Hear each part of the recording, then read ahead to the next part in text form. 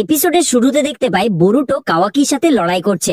Boruto বলছিল আমার বিশ্বাসই হচ্ছে না যে তুমি এতটা নিচে নেমে গেছো কাওয়াকি। তো কাওয়াকি বলে যে আমি তোমাকে সেখানেই পাঠাবো যেখানে আমি সেভেন্থ হোকাগেকে অর্থাৎ নারুটোকে পাঠিয়েছি। বরুটো বলে এটাই কি একমাত্র পথ ছিল? কাওয়াকি বলে হ্যাঁ, শিনোবিদের সময় এখন শেষ। এরপর আমরা দেখতে পাই সম্পূর্ণ কোনোহা ভিলেজ ধ্বংস হয়ে গেছে। তখনই বরুটো নিজের হেডব্যান্ডটা পরে আর বলে আমি এখনো একজন শিনোবি। তারপর দুজনের মধ্যে যুদ্ধ শুরু হয়ে যায়। তারপর আমাদেরকে অতীতের কাহিনী দেখানো হয়, যেখানে বরুটো শিকাদাই অর্থাৎ শিকামারুর ছেলের সাথে দৌড়াতে দৌড়াতে কোথাও যাচ্ছিল। তখন শিকাদাই জিজ্ঞেস করে কি হয়েছে বরুটো, পরিস্থিতি আসলেই কি এতটা খারাপ? বরুটো বলে হ্যাঁ, অনেক খারাপ। ওদিকে হোকাগে অফিসে নারুটো আর শিকামারুকে দেখতে পাই, আর নারুটো এখন হোকাগে হয়ে গেছে। শিকামারু বলছিল যে লর্ড হোকাগে এত দেরি করছেন কেন, তাড়াতাড়ি করুন, না হলে অনুষ্ঠানের জন্য দেরি হয়ে যাবে। নারুটো বলে আমার মনে হয় আজ আমি বাড়ি যেতে পারবো না। এদিকে আমরা বরুটো আর শিকাদাইকে দেখি, যারা লিমিটেড এডিশন বার্গার খাওয়ার জন্য তখন দৌড়চ্ছিল। শিকাদাই বলে তোমার পাগলামিতে আমাকেই সঙ্গ দিতে হয়। শিকাদাই আর বরুটো দুজনেই সেই বার্গারটা খায়, কিন্তু সেটা খুব বেশি ঝাল ছিল। আমরা দেখতে পাই যে কোনোহা ভিলেজ অনেক আধুনিক হয়ে গেছে। এরপর শিকাদাই বলে আমাদের কাল থেকে নিনজা একাডেমিতে যেতে হবে। বরুটো বলে কি বলছো, কাল থেকেই? শিকাদাই বলে হ্যাঁ, আর দেখো বরুটো, এমন কোনো কাজ করবে না যেটা তোমার বাবার সম্মানহানি হয়। তুমি হয়তো জানো না, কিন্তু তোমার মা সবসময় আমাকে বলে তোমার খেয়াল রাখতে। এরপর শিকাদাই ট্রেন থেকে লাফ দেয়। একটু পরে ট্রেনের মালিক চিৎকার করতে শুরু করে যে এই ছেলে, এটা খুব বিপজ্জনক, নিচে নেমে যা, বাঁদর কোথাকার। তখনই বরুটো ট্রেন থেকে নেমে একটা ইলেকট্রিক পোলে দাঁড়ায়। তখন দেখে কিছু ছেলে মিলে একটা ছেলেকে বিরক্ত করছে। তখন বরুটো এসে একটা ছেলের মাথায় জুস ফেলে দেয় আর বলতে থাকে যে দুঃখিত, দেখতে পাইনি।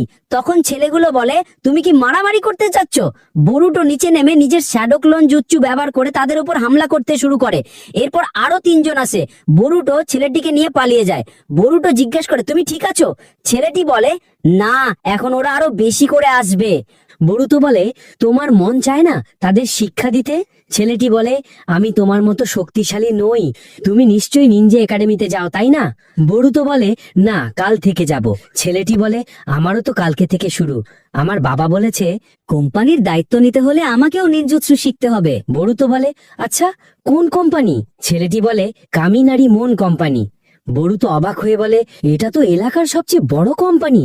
তখন বরুটো এক্সাইটেড হয়ে বলে আমি কি নেক্সট গেমের জন্য প্রি অর্ডার করতে পারি? ছেলেটি বলে হ্যাঁ অবশ্যই। সে খুব বেশি খুশি হয়ে যায় আর জিজ্ঞেস করে যে তুমি কেন নিনজুৎসু শিখতে চাও? সেই ছেলেটি জানায় যে তার বাবার মনে হয় যে নিনজুৎসু শিখলে তার ব্যবসায় খুব বেশি সুবিধা হবে, তাই। বরুটো জিজ্ঞেস করে যে তুমি কি সত্যি একজন নিনজা হতে চাও? ছেলেটি বলে আমি আসলে নিনজা হতে চাই না, কিন্তু আমার বাবার কথা এড়িয়ে যাওয়াও তো ঠিক নয়। বরুটো বলে যে এটা নিয়ে চিন্তা করো না, তোমার যেটা সঠিক মনে হয় সেটা করো। এমনিতেও আমার বাবা বকাবকি করতে আশেপাশে থাকেন না, কিন্তু মায়ের কাছ থেকে সবকিছু লুকোনো একটু কষ্টকর হয়ে যায়। তখন বরুটোর মনে পড়ে অনেক দেরি হয়ে গেছে। সে বলে আমার মা রেগে গেলে অনেক ভয়ঙ্কর হয়ে যায়। সেই ছেলেটি বলে যে এই তো তুমি বলছিলে যে তোমার কোনো সমস্যা নেই। বরুটো বলে বাবার ব্যাপারটা আলাদা, এখানে মায়ের কথা, সে খুব বেশি ক্রেজি।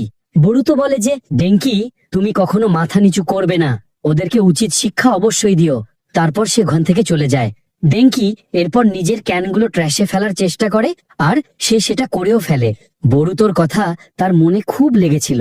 কিছুক্ষণ পর বরুটো নিজের বাড়ি যায়। হিনাটা বলছিল যে আরে তুমি তো ডিনারের জন্য তাড়াতাড়ি আসতে চেয়েছিলে, কিন্তু বরুটো শিকাদাই এর ওপর দোষ চাপিয়ে দেয় যে সেই দেরি করিয়েছে। তখনই পেছন থেকে হিমামারি আসে আর তার কাঁধে চড়ে বসে। কিছুক্ষণ পর হিনাটা তাদের দুজনকে খাবার দেয় আর বলে আমার তো বিশ্বাসই হচ্ছে না কাল থেকে তোমরা একাডেমিতে জয়েন করবে, আর তোমার বাবা কিন্তু একাডেমিতে অনেক কুল ছিল। বরুটো বলে এই কথা অনেক শুনেছি। হিনাটা বলে আজকে ভেবেছি তোমাদের বাবা বাসায় আসবে, কিন্তু এলো না। বরুটো বলে এটা কি নতুন কিছু? বরুটো বলে তিনি তো শুধু আমাকে উপেক্ষা করেই এসেছেন, তার কোনো যায় আসে না। হিনাটা বলে এমন চিন্তা করো না, এই ভিলেজটা নিরাপদ আছে তো শুধু তোমার বাবা আর বাকি লোকেদের জন্যেই। বরুটো জানায় যে এই ভিলেজে তো কেন শত্রু নেই, তাহলে তিনি কাদের থেকে সবাইকে বাঁচাচ্ছেন? হিনাতা বলে যে দেখো বরুটো, শুধু নিনজাদের লড়াই করাই কাজ নয়, হোকাগের কাছে প্রচুর কাজ থাকে, তুমি এই সব কার একাডেমিতে গিয়ে শিখে যাবে। এরপর বরুটো ঘুমাতে যায় আর তার বাবার ছবি দেখে বলে ফালতু একটা। এরপরে আমরা আগের ছেলেটিকে প্রতিবাদ করতে দেখতে পাই। তখন তার বাবা তাকে একটা থাপ্পড় দেয়, আর তার বাবা বলে, ডেনকি, তোমাকে কোম্পানির দায়িত্ব নিতে হবে, তাছাড়া নিজেকে রক্ষা করতেও একাডেমিক ট্রেনিং লাগবে। এরপর ডেনকি বোরুটোর কথা চিন্তা করে আর বলে, তাহলে আমাকে শুধু প্রমাণ করতে হবে যে আমি শক্তিশালী, তাহলেই কি আমি যেটা খুশি সেটা করতে পারবো? তার বাবা বলে, হ্যাঁ, যদি শক্তিশালী হও তবে।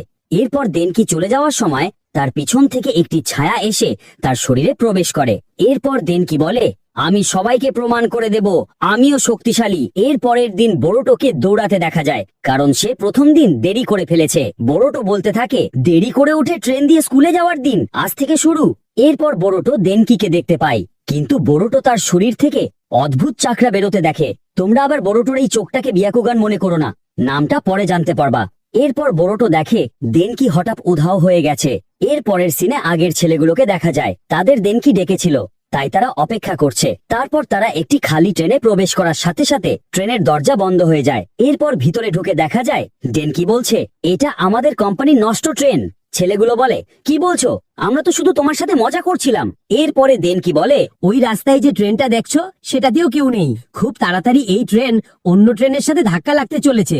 এরপর সবার খেলা শেষ হয়ে যাবে। তখনই উপর থেকেই বোরুটো এসে যায় আর বলে যে, আমি তোমাকেই দেখছিলাম। আচ্ছা, তুমি এন্ট্রান্স সেরেমনিতে যাবে না? ডেনকি বলে, এখন এটা নিয়ে ভাবার সময় নেই, আমি বাবাকে প্রমাণ করে দেব আমিও শক্তিশালী। তখন বোরুটো ট্রেনটা থামানোর চেষ্টা করে, কিন্তু সে ব্যর্থ হয়। তারপর সে ডেনকির কাছে যায় আর তাকে থামানোর জন্য বলে যে, সব ভুলে যাও আর নিজের সিদ্ধান্ত নিজে নিজেই নেওয়া শেখো। তখনই ডেনকি জ্ঞান ফিরে আসে। তারপর সেই ছেলেগুলো বলছিল যে, সামনে থেকে আরেকটা ট্রেন আসছে, তাড়াতাড়ি কিছু করো। তো বোরুটো ট্রেনের উপরে উঠতে শুরু করে আর নিজের শ্যাডো ক্লোনজুৎসু ব্যবহার করে। ঠিক তখনই তার পা পিছলে যায় আর পড়ে যেতে থাকে, আর তখন ডেনকির কাছে সাহায্য চায়। তখন আমরা দেখতে পাই ডেনকির ভেতর থেকে ওই নীল চাকরাটা চলে যাচ্ছে।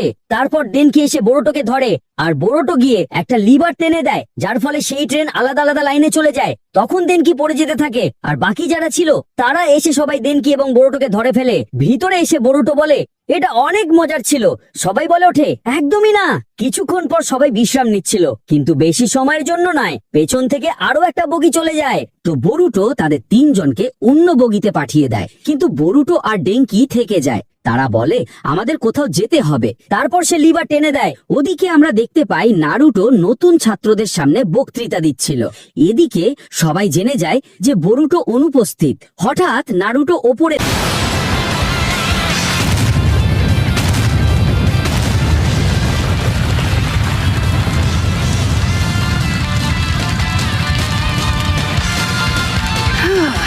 We made it.